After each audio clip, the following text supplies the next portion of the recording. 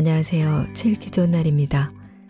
오늘 소개할 책은 유대인 5000년 탈무드 유머 에센스, 유머라면 유대인처럼, 옮기니는 박정래, 발행은 스마트 비즈니스입니다. 모든 생물 중에서 인간만이 웃는다. 인간 중에서도 현명한 사람일수록 유머가 넘친다고 탈무드에 기록되어 있는데요. 우리가 살면서 힘들고 괴로울 때 위트 있는 유머 한마디는 잠시 괴로움을 씻어내주고 응원의 한마디가 되기도 합니다. 유머가 풍부한 사람 곁에는 항상 사람들이 붐비고 인기가 많지요. 아인슈타인은 나를 키운 것은 유머였고 내가 보여줄 수 있는 최고의 능력은 조크였다 라고 말하기도 했습니다. 수천 년간 모진 고난과 핍박을 견딘 유대인에게 유머는 삶의 무기였다고 합니다. 벼랑 끝 나락으로 떨어져도 유대인은 특유의 해악과 위트로 역경을 견뎌내며 유대인 몇 명이 모이면 대개 유머가 오간다고 하는데요. 유대인에게 유머는 생활이자 지혜의 산물이기도 합니다. 히브리어로 유머를 뜻하는 호프마는 지혜란 뜻도 가지고 있습니다. 유대인들은 유머가 없는 사람에게는 머리를 숫돌에 갈아야겠다라고 말한다고 합니다. 칼이 날카로워야 예리하게 잘 들듯 머리도 연마해야 좋은 유머가 나온다고 여긴다는 것입니다. 유대인들이 고난과 핍박 속에서도 유머를 잃지 않았듯이 코로나19로 인해 고통받는 우리들 역시 소중했던 일상으로 돌아갈 수 있다는 희망을 버리지 말고 재치와 해악이 넘치는 유머를 통해 즐거운 시간을 갖기 바라겠습니다. 자, 그럼 지금부터 잠시 책 속으로 들어가 보겠습니다. 오늘도 책 읽기 좋은 날과 함께 즐거운 시간 되세요. 구독, 좋아요, 알림 설정은 사랑입니다.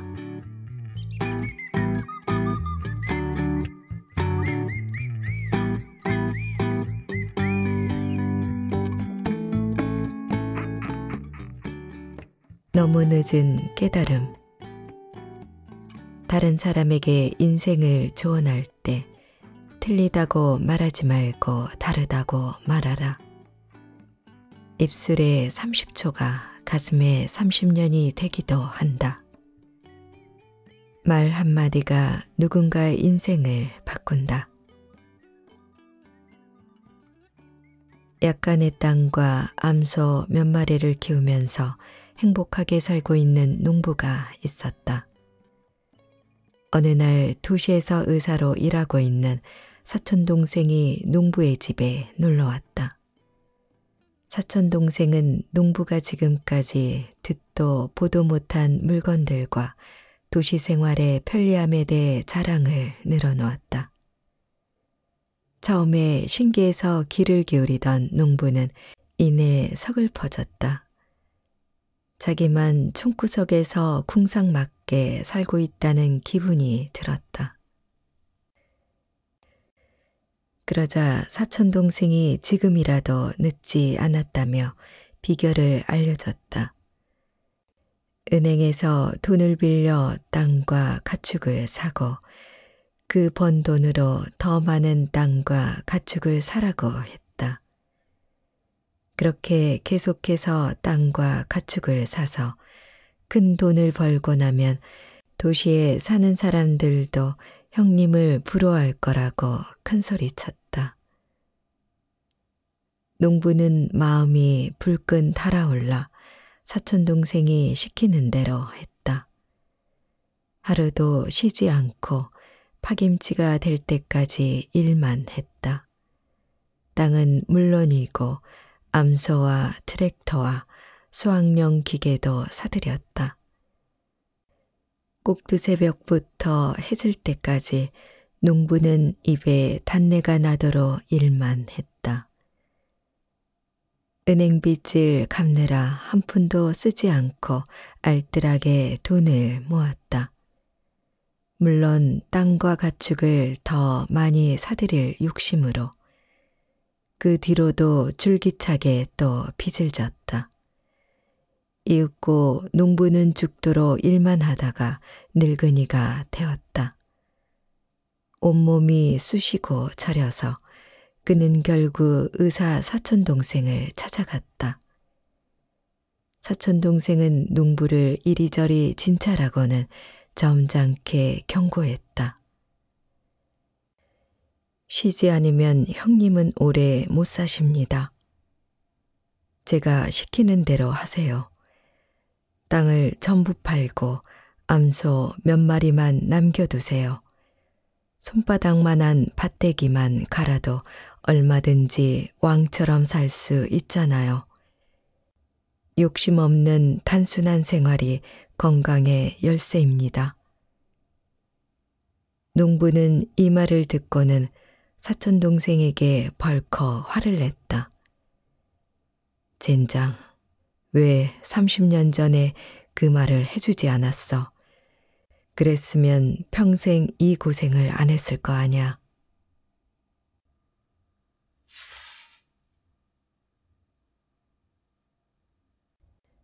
새 친구. 계산되지 않는 것들을 많이 가질수록 인생이 풍부해진다. 가장 비싸고 좋은 건 계산할 수 없는 것들이다. 묻지도 따지지도 말고 선행하라. 어떤 사람에게 3명의 친구가 있었다. 첫 번째 친구는 마음속 깊이 사귀는 사이였으며 세상에 둘도 없는 특별한 친구로 소중하게 생각했다. 두 번째 친구는 그가 마음속으로는 사랑하고 있었으나 첫 번째 친구만큼 소중하게 여기지 않았다. 세 번째 친구는 친구로는 생각하고 있었으나 별로 관심을 갖지 않았다. 어느 날 경찰서에서 소환장을 받은 그는 나쁜 일로 벌을 받게 되는 것이 아닐까 두려웠다. 그래서 혼자 갈 용기가 나지 않자 새 친구에게 차례로 함께 가자고 부탁했다. 그가 늘 소중하게 생각하는 첫 번째 친구는 아무 이유도 말하지 않은 채 그냥 거절했다. 첫 번째 친구는 재산이다. 아무리 재산을 소중히 여기고 사랑한다 할지라도 죽을 때는 고스란히 남겨둔 채 혼자 떠나야 한다. 두 번째로 소중하게 여기는 친구는 경찰서 앞까지만 함께 가줄 수가 있다고 했다. 두 번째 친구는 가족이다. 화장터나 무덤까지는 함께 따라가 주지만 그냥 돌아가 버린다. 실망한 그는 다시 어쩔 수 없이 세 번째 친구에게 함께 가달라고 부탁했다. 그러자 친구는 흔쾌히 동행을 허락하고는 걱정하지 말라고 격려까지 해줬다. 세 번째 친구는 선행이다. 선행이란 평소에는 별로 남의 눈길을 끌지 못하지만 죽은 뒤에는 영원히 함께한다.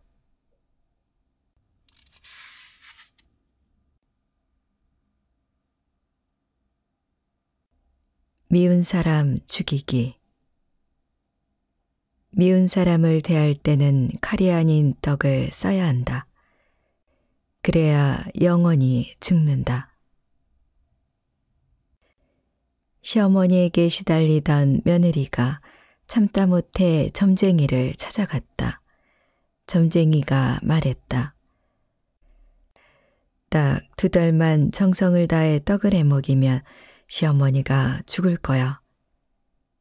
설마 떡을 해 먹인다고 사람이 죽을까? 의심이 생겼지만 믿져야 본전이라고 생각하고 며느리는 온갖 정성으로 시어머니에게 떡을 올렸다. 무슨 일인지 내막을 모르는 시어머니는 갑작스런 며느리의 태도와 정성에 전에 없던 애틋한 마음이 생기기 시작했다. 그렇게 조금씩 마음이 변하기 시작했다. 2달 뒤 시어머니는 며느리를 친딸처럼 대하게 되었다. 며느리는 시어머니가 자신을 괴롭히지 않으니 문제는 해결되었다고 생각했다. 하지만 시어머니가 자신을 친딸처럼 대하니 어느 순간부터 자신도 시어머니를 친어머니처럼 여기게 되었다. 그러다 문득 겁이 나기 시작했다. 어쨌든 2달 동안 정성껏 떡을 해먹인 것은 사실이므로 시어머니가 죽을 게 아닌가. 며느리는 헐레벌떡 점쟁이를 찾아갔다. 제발 저희 어머니를 살려주세요. 제가 어리석었습니다. 걱정하는 며느리를 바라보며 점쟁이가 웃으면서 말했다. 미운 시어머니가 죽은 것이야.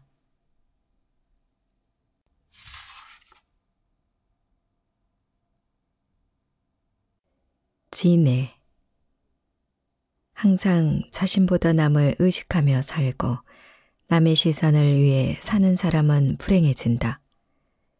남을 의식할 때 나는 의식을 잃는다. 인간은 타인의 눈길에서 지옥을 경험한다. 진해 한 마리가 길을 걷고 있었다. 그 모습을 유심히 보고 있던 여우가 궁금함을 참지 못하고 물었다. 진해야, 너는 100개의 발을 가지고도 아주 잘 걷고 있으니 참으로 놀라운 일이야. 25번째 다리가 땅에 닿고 나서 그 다음에 37번째 다리가 땅에 닿더군. 37번째 다리 다음에는 어떤 다리가 땅에 닿지? 나는 그냥 걸어 다닐 뿐이야.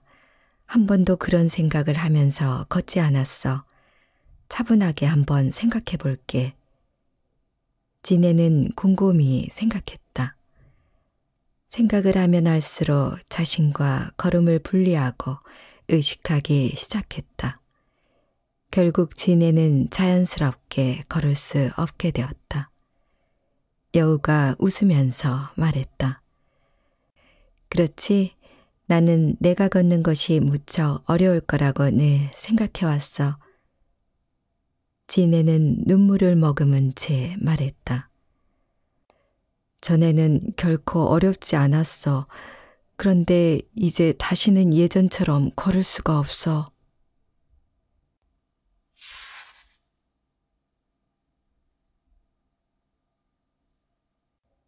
성공. 편안함을 포기하는 크기만큼 성공의 크기도 커진다. 반대로 현실을 편안함으로 사는 사람은 성공을 기대해서는 안 된다. 한 욕심 많은 부자가 세상의 모든 성공을 파는 가게가 있다는 소문을 들었다.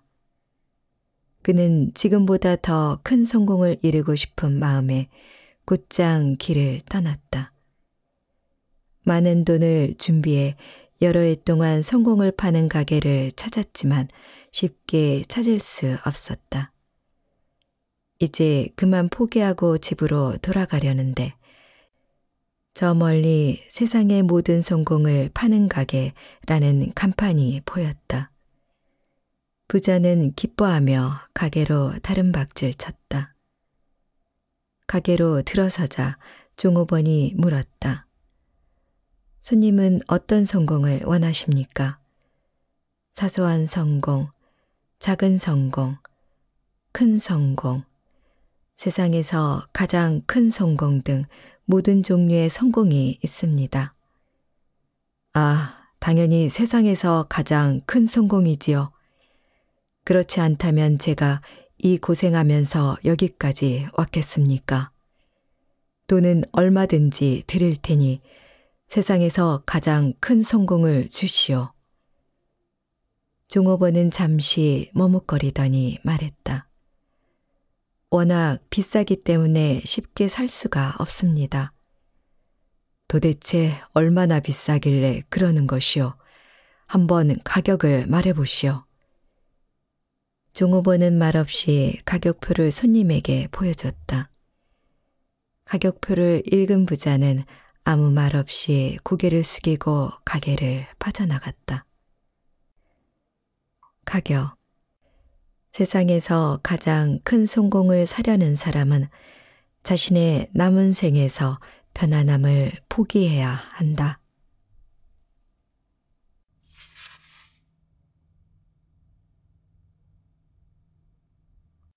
어부의 행복. 미국의 시인 노버트 프로스트는 하루에 8시간씩 성실하게 일해봤자 결국에는 사장이 되어 하루 12시간씩 일하게 될 뿐이다 라고 독서를 날렸다. 우리는 저마다의 행복을 꿈꾸지만 그 앞에는 항상 언젠가라는 단서를 붙인다. 언젠가 말고 내일 말고 오늘 행복하라. 한 사업가가 어느 멋진 해변으로 휴가를 갔다. 해변에서 만난 어부에게서 물고기 몇 마리를 샀는데 그 맛이 기가 막혔다. 다음 날 또 물고기를 사러 갔더니 어부는 오늘 잡은 물고기는 저녁에 가족들과 함께 먹을 것만 남기고 다 팔았다며 다음에 오라는 것이었다. 사업가는 어처구니 없었다. 이렇게 맛있는 물고기를 매일 몇 마리만 잡아서 팔고 나머지는 식구들과 나눠 먹고 살다니 사업가는 어부에게 말했다. 나와 동업합시다. 당신은 물고기를 지금보다 더 열심히 잡고 내가 마케팅을 한다면 5년 후에 큰 배를 사고 공장도 세울 겁니다. 그렇게 돈을 많이 벌어서 뭐하게요? 당연히 편안한 삶을 누리는 거죠. 억만장자가 되면 한적한 해변에 별장을 짓고 가족들과 여유로운 생활을 만끽하죠. 배부르면 낮잠을 자고 저녁엔 친구들과 기타를 치면서 노는 겁니다. 생각만 해도 천국 같지 않아요? 그러자 어부가 한심하다는 듯이 말했다. 이봐요. 지금 내가 그렇게 살고 있잖소.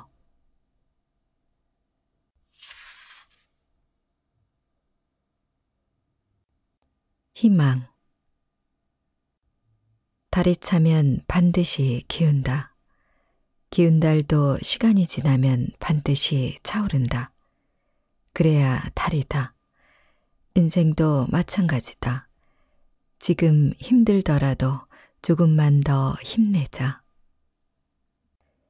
납비가 나귀 한 마리와 개 한 마리 그리고 작은 등불 하나를 가지고 여행을 하고 있었다. 날이 저물자 그는 낯선 집의 헛간에 여장을 풀었다. 납비는 나귀와 개를 한쪽 구석에 잠재워 놓고 등불 밑에서 책을 읽기 시작했다. 그런데 때마침 바람이 불어와 등불을 꺼버렸으므로 할 수 없이 잠을 청해야만 했다. 그날 밤 사건이 일어났다. 여우가 나타나서 그의 개를 죽이고 사자가 와서 나귀까지 물고 가버렸다. 날이 밝자 그는 등불 하나만을 지닌 채 터벅터벅 길을 떠나야 했다. 이웃마을 어귀에 이르렀으나 사람의 그림자는커녕 개미 새끼 한 마리도 보이지 않았다. 전날 밤 도적대가 그 마을을 습격하여 약탈과 살인을 자행했던 것이다. 마을은 폐허가 되었고 사람들은 모두 죽임을 당해 한 사람도 살아남지 못했다. 만일 전날 밤 등불이 바람에 꺼지지 않았더라면 그는 도적대에게 발견되어 죽음을 면치 못했을 것이다. 그리고 여우가 개를 죽이지 않았더라면 개가 짖어서 도적대를 부르는 결과를 초래했을 것이다. 또한 사자가 나귀를 물고 가지 않았더라면 나귀가 소란을 피워 역시 도적대가 쳐들어왔을 것이다. 그는 자기가 소유했던 것 전부를 잃은 덕분에 도둑들에게 들키지 않았던 것이다. 그 일로 인해 납비는 다음과 같은 진리를 깨달았다. 사람은 최악의 상황에서도 희망을 가질 필요가 있다. 불행처럼 보이는 일도 행운으로 연결되는 경우가 얼마든지 있다.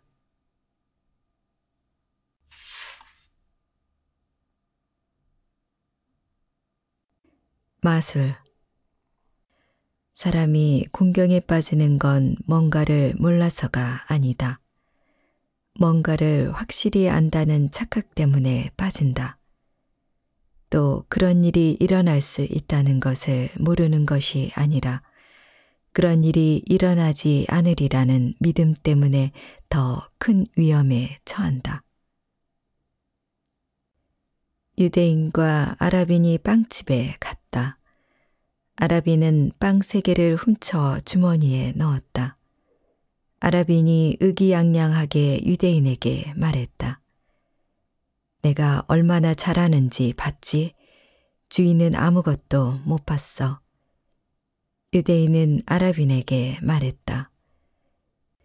유대인보다 잘하는 사람이 없다는 걸 보여주겠어. 유대인이 빵집 주인에게 가서 말했다.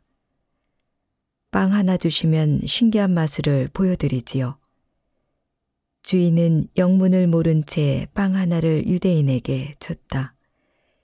유대인은 그걸 재빨리 삼키고는 또 하나를 달라고 했다. 그렇게 빵 3개를 연거푸 먹고 빈손을 보여줬다. 주인이 유대인에게 따졌다. 그게 무슨 마술입니까? 절 속이려는 거예요? 유대인이 말했다. 저기 서 있는 아랍인의 주머니를 확인해 보세요.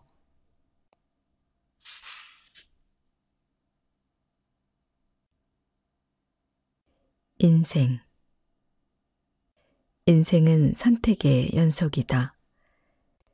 즉흥적인 생각으로 결정한 선택에는 과오가 많다. 그러나 너무 지나치게 생각한 후에 선택에는 후회가 따라온다. 인생에 공식이 없는 것처럼 선택도 공식이 없기는 매한가지다. 젊은 제자들이 납비를 찾아와 물었다. 삶이란 무엇입니까? 그러자 납비는 제자들을 과수원으로 데리고 갔다. 자, 여기 넓은 사과밭이 있다. 좋은 사과가 얼마든지 있을 것이다. 너희들은 지금부터 사과밭으로 들어가서 각자 마음에 드는 사과 하나씩을 따오너라. 다만 선택은 한 번뿐이며 한 번 지나간 길은 되돌아갈 수 없느니라. 제자들은 신바람이 났다. 저 넓은 사과밭이라면 얼마든지 좋은 사과를 딸 수 있을 것 같았다. 그들은 의기양양하게 사과밭으로 들어갔다. 제자들이 사과를 따는 사이 랍비는 사과밭이 끝나는 곳에 먼저 가서 기다리고 있었다. 랍비가 제자들을 향해 말했다. 자, 모두들 마음에 드는 사과 하나씩을 골랐겠지. 그러나 제자들 모두가 묵묵부다 말이 없었다. 왜 마음에 드는 사과가 없었나 보지? 그러자 제자 하나가 말했다. 스승님, 한 번만 더 기회를 주십시오. 왜 기회를 한 번 더 달라는 것이냐? 저는 입구에서 크고 잘생긴 사과 하나를 봤는데 더 좋은 것이 얼마든지 있을 것 같아 그냥 지나쳤답니다. 되돌아갈 수도 없고 결국 형편없는 사과를 딸 수밖에 없었습니다. 그러니 다시 한 번만 더. 그러자 다른 제자 하나가 나서면서 말했다. 스승님, 저는 그 반대랍니다. 사과밭 입구에서 크고 잘생긴 사과가 있어 땄는데 나중에 보니까 더 좋은 사과들이 얼마든지 있었습니다. 그러니 다시 한 번만 더. 두 사람뿐 아니라 제자들 모두가 자신들의 선택을 후회하고 있었다. 그러자 납비가 말했다. 한 번 왔던 길을 되돌아갈 수도 없고 한 번 선택한 것을 돌이킬 수도 없는 것. 그것이 인생이니라.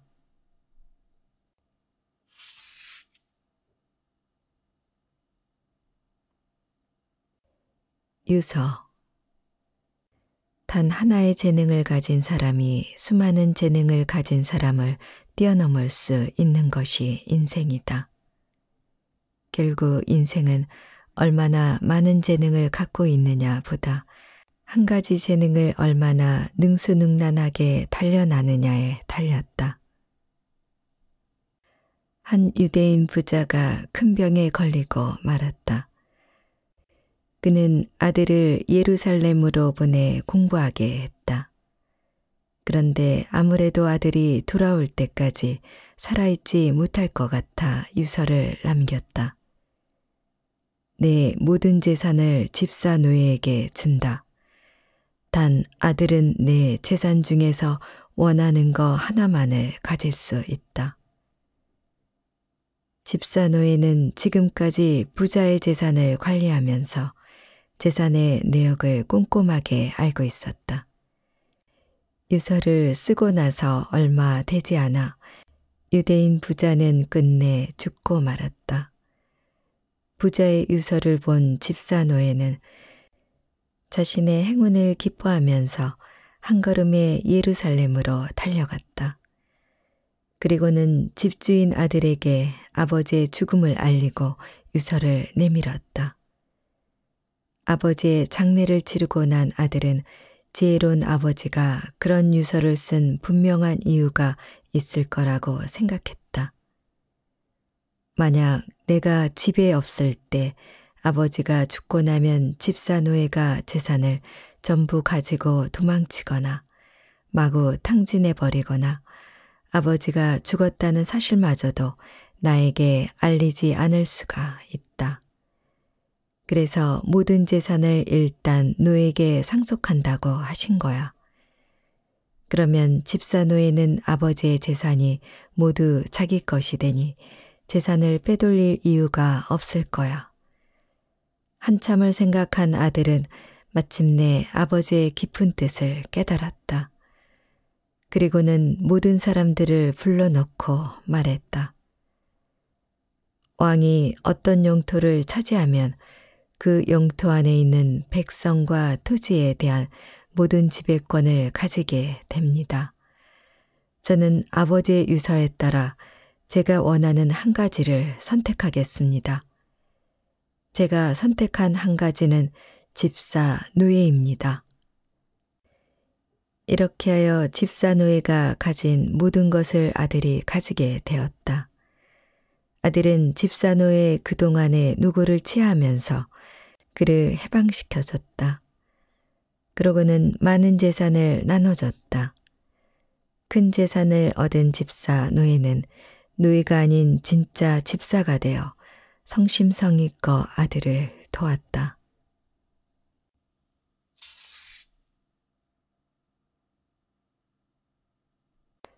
부자가 되는 길. 부자가 되는 것은 별게 아니다. 먼지만큼이라도 어제보다 오늘이 나아지고 오늘보다 내일이 더 좋아지면 된다. 다만 그것을 지속하기가 너무 어렵다는 게 문제다. 제자의 영적 진보에 매우 감명을 받은 스승이 있었다. 스승은 제자에게 더 이상 가르칠 게 없다고 판단했다. 그래서 제자를 어느 강둑위에 있는 작은 오두막에 남겨두고 떠났다. 그러던 어느 날 쥐들이 제자의 옷을 갈기갈기 찢어 놓았다. 제자는 할 수 없이 마을 사람들한테 다른 옷을 구걸해야 했다. 쥐들이 이 옷도 갉아먹어 구멍을 내자 제자는 새끼 고양이 한 마리를 구했다. 이제 쥐 때문에 생기는 문제는 없어졌다. 하지만 이제는 자기 양식뿐만 아니라 고양이를 위해 우유도 덧붙여 구걸해야 했다. 제자는 생각했다. 구걸하기가 너무 힘들군. 마을 사람들에게 면목이 없으니 말야. 차라리 내가 암소를 키우는 게 낫겠어. 암소를 갖게 되자 이번에는 암소를 위해 꼴을 구걸해야 했다. 그리하여 마침내 내 오두막 쥐에 있는 땅을 일구는 게 차라리 쉽겠다고 생각한 그는 집 주변의 땅을 일궜다. 그러다 보니 묵상할 시간이 거의 없게 되었고 그는 자기 대신 그 땅을 일굴 일꾼을 고용했다. 어느덧 일꾼들을 감독하는 일이 또 힘에 부치게 되자 자기와 더불어 살며 이 일을 거들어줄 여인과 결혼을 했다. 그리하여 열심히 일한 그는 얼마 지나지 않아 그 마을에서 제일 가는 부자가 되었다. 몇 년이라는 세월이 지난 후 스승이 돌아오는 길에 그곳을 다시 들르게 되었다. 스승은 한때 오두막 하나만 덩그러니 서 있던 그 자리에 으리으리한 집이 지어져 있는 것을 보고 매우 놀랐다. 어찌된 영문인지 알아보기 위해서 하인 한 사람에게 말했다. 이곳에 내 제자가 살던 그 오두막이 있던 곳이 아닌가? 그가 대답을 듣기도 전에 제자가 나타났다. 스승이 제자에게 물었다. 여보게, 이게 도대체 어찌된 일인가? 믿기지 않으실 겁니다, 스승님. 하지만 제 옷을 간직하려면 어쩔 도리가 없었습니다.